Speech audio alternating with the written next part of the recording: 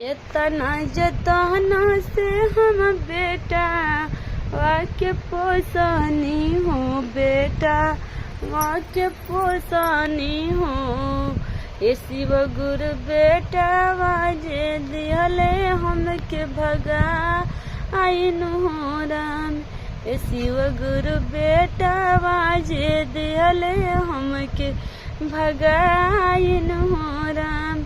इतना जतना से हम पतो ही अवतरनी हो पतो ही अवतरनी हो। ये शिव गुरु पतो ही मुखों से ना बोले ले पतो ही हो राम। ये शिव गुरु मुखों से ना बोले ले पतो ही हो राम। हरा शरणिया शिव गुरु जही आसेवाइनी हो जही आसेवाइनी हो। करे लगनी चारा चातो हारन हो राम। तोहरा शरणिया शिव गुरु जही आसेवाइनी हो जही आसेवाइनी हो। करे लगनी चारा चातो हारन हो राम। हाथवा में बंधनी शिव गुरु रहू रे कंगनावा हो रहू रे कंगनावा हो।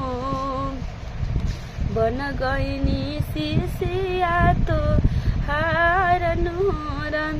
बन गईनी सेवा खातो हारन हो राम।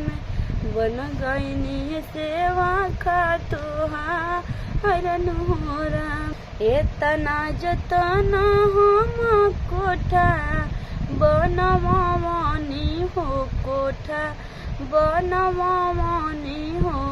कोठो ना आवे हमके का अमन हो राम। कोठो ना आवे हमके का मन हो राम।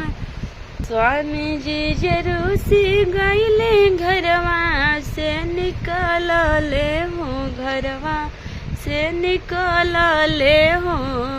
कहले कि छोड़ी दाना चारा चाके ना मन हो राम।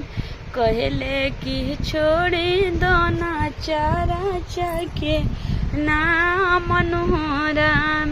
अपना शरणिया शिव गुरु हमारा के राखी लाना हमारा के राखी लाना।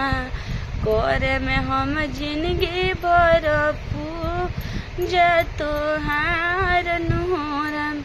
करे में हम जिंदगी भर पूजा तो हारन हो राम। रोज रोज शिव गुरु राऊ रे बसहावा के डोर बबरे बसहावा के डोर मंदिर रोज करे मसा फन हो राम। मंदिर राउर करे में हम साफन हो राम। सबका के छोड़ी शिव गुरु रउआ ध्यान लगवानी हो रौरे ध्यान लगवानी हो। तबो न फेरी ने न जरन हो राम। सबका के छोड़ी शिव गुरु रउए ध्यान लगवानी हो रौरे ध्यान लगवानी हो। तब नाही फेरनी हम पे नजरन हो राम।